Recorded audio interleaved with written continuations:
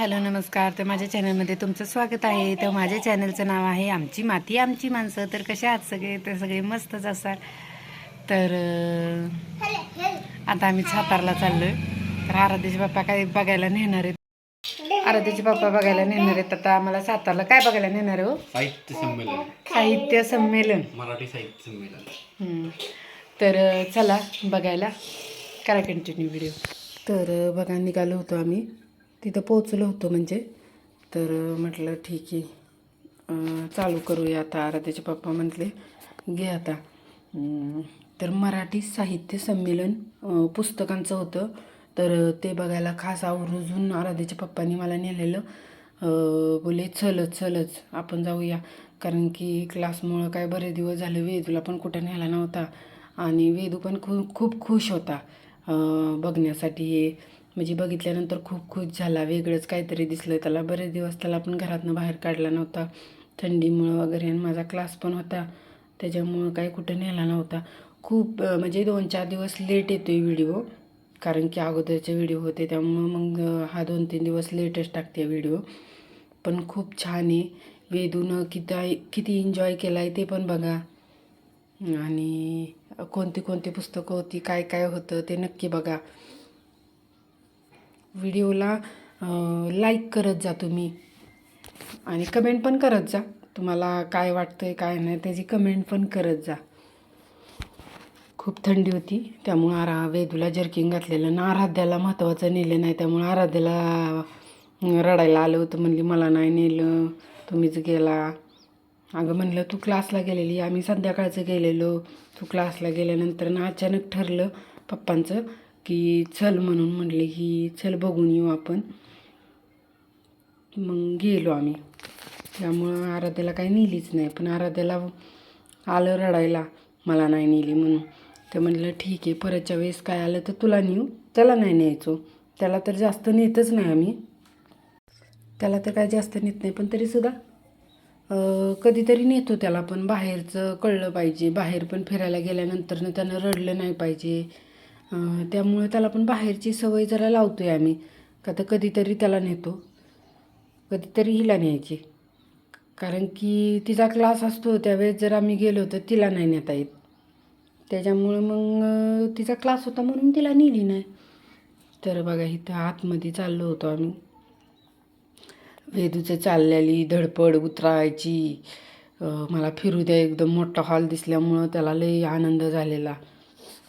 बघा इथं बघत होतो पुस्तकं आम्ही, छान छान होती. आराध्याचे पप्पा म्हणले चलच बघायला. म्हणजे मला बघायचं आहे, चला तुम्ही पण चला. वेदूला पण घे. आणि थंडी होती तरी वेदूला घेतला, कारण की वेदूला म्हणलं तर आवडेल बघायला. काही तर लहान मुलांची होती. वेदूसाठी बघत होते मी पुस्तक, पण वेदूला काय अजून लिहिता येत नाही. आणि तिथं म्हणजे ABCD वगैरे होतं, मग त्याचा एवढा काय हात वळत नाही अजून. म्हणून म्हटलं बघते नुसतं कसं काय आहे, कोणतं कोणतं आहे. आणि आराध्याच्या पप्पांचं म्हणणं होतं की इंग्लिशमधलं नको घेऊ, मराठीमध्ये घे. जास्त करून आत्ताच्या मुलांना मराठी येत नाही, कमी येतं मराठी, आई वगैरे. तर तसं काय मला वाटलंच नाही की त्याला लिहिता येईल. तो का वेदूची गडबड, अजून वेदूला लिहिता येईल काय येईल. म्हणून मी म्हटलं की नको आता वेदूला घ्यायला, बघूया आपण. जर आवडलं एखादं तर घेऊया. तर करा कंटिन्यू, आत्ताशी तर सुरुवात आहे. जर आवडलं तर घेता येईल वेदूला. तर त्याचं पण चाललेलं बघा बघायचं. मी पण बघतो पप्पा. पण असं नाही करत की घेऊन फाडाफाडी, नुसतं बघत होता. जसं आम्ही बघत होतो ना तसंच बघत होता. काय वडावडी नाही, काय नाही, त्रास देत नाही, काय नाही. बाहेर गेला तर चालव म्हणत होता. चालव थोडंसं पप्पानी चालवलं, पण परत काय नाही. पप्पा म्हणलं नको बाबा, परत संध्याकाळचं त्याचं पाय दुखतं. तर मग त्याच्यामुळं नकोच, पप्पानी नाही चालवला. लई थोडासा चालवला. म्हटलं तर नकोच. इथं पण कार्यक्रम होता मोठा, पण आराध्याला नव्हती आणली त्यामुळं आम्ही पण काय बघायला थांबलो नाही. नुसतं ते बघितलं आणि निघालो, पुस्तकं बघितले निघालो. तर इथं चाललेलं कुणाकुणाचं इंटरव्ह्यू वगैरे चाललेलं. तर आराध्याला नेली असती तर एखादा कार्यक्रम बघून आलो असतो. पण आराध्याला नेली नव्हती म्हणून मग काही नाही थांबलो आम्ही, लगेच बघून आलो. तर बघा इथं शिवाजी महाराजांची मूर्ती होती, मला खूप छान वाटली म्हणून म्हटलं चला शूट घ्यावं.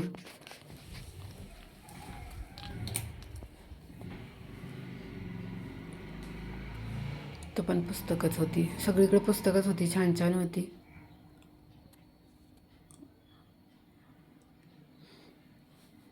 आराध्याच्या पप्पांना वेदूला घेऊन वैताग तर येतच नाही अजिबात, लय वेळ किती पण वेळ त्यांना घ्यायला लावलं तरी घेते. तर आम्ही मांढरदेवीला गेलेलो ना, तर गाडीतनं उतरल्यापासून ते मांढरदेवीच्या मंदिरापर्यंत जाईपर्यंत एकट्यानंच घेतलेला त्यांनी, आणि पुन्हा खाली गाडीत येईपर्यंत त्यांनीच घेतलेला. त्यांना म्हणजे अजिबात हे वाटत नाही की पोरांना घ्यायचं. जरी आम्ही दुर्वाला घेऊन जायचो ना, दुर्वा लहान होती वेदू एवढी, तेव्हा आम्ही असंच बघायला काय पण गेलो ना, तरी पण दुर्वालासुद्धा असंच म्हणजे खाली नाही ठेवायचं. तर आरूला पण तसंच. त्यांना पोरांना घ्यायला लय कटाळा नाही येत असा हातावर. तर बघा पुन्हा वेदू म्हणला बाहेर चला, म्हणून परत बाहेर आलो. वाईच खेळायचं होतं त्याला बाहेर, म्हणून मग परत बाहेर घेऊन आलो.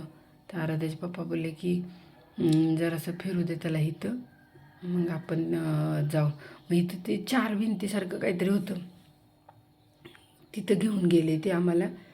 आणि तिथून मधनं आलो आम्ही बाहेर इकडं. काय तर काय कळलंच नाही मला, ते 4 भिंती म्हणले हे, मग काय माहिती काय होतं. आणि परत पुस्तकांच्या तिथं आतमध्ये आलो. तर हे वेदूसाठी बघत होतो पुस्तक, पण हे पण काय त्याला लिहिता येण्यासारखं काय नव्हतं. म्हणजे यंदा तर नाही, पुढच्या वर्षी तो चांगला लिहिल. मग म्हटलं आत्ता घेऊन नुसती फाडाफाडी होणार आहे पोरांची आपल्यात, नकोच म्हणलं. मग नुसतं बघायचं काम केलं आपलं. वेदूसाठीच चाललेलं बघायचं, कारण की त्यालाच पप्पा म्हणत होतं की काहीतरी एकदम छान घेऊया. पण त्याला घेण्यासारखं मला एवढं काय. आणि तो बैल बघितल्यानंतर न वेदू एवढा खुश झाला होता. त्याला तुम्हाला माहिती आहे गुरं म्हणजे लयच आवडते. पप्पांना त्याच्या ही खुर्ची लय आवडलेली. मग पप्पांनी त्याला बसवला. त्या माणसाला विचारलं किती प्राईज आहे, तर त्यानं सांगितले 1000 रुपये. तर वेदू काय उठतच नव्हता तिथनं, बैल बघितलेली त्यामुळं त्याला उठूच वाटत नव्हतं तिथनं, लय त्याला बैल आवडलेली. तर त्याला गुरं म्हणलं की तो फार येडाच होतो. तिथं नेमकी होती आणि सगळं शूट मीच घेतले. आराध्याचं पप्पा म्हणलं मी वेदूला सांभाळतो, पण शूटिंग तुझं घे बाई, कारण की ते तुलाच जमतं माणसांच्यात घ्यायचं. त्यांना काय एवढं नाही, माणसं म्हणली की ते जरा हे होतं. तर त्यामुळं मग मीच घेतलं. इथं पण छान छान वस्तू होत्या, शिवाजी महाराजांच्या मूर्त्या वगैरे होत्या, खूप छान होत्या. त्यांचं पण थोडंफार मी शूटिंग घेतलं. गर्दी भरपूर होती, गर्दी लय होती, त्यामुळं गर्दीत काही हेच होत नव्हतं, गर्दी भरपूर झालेली.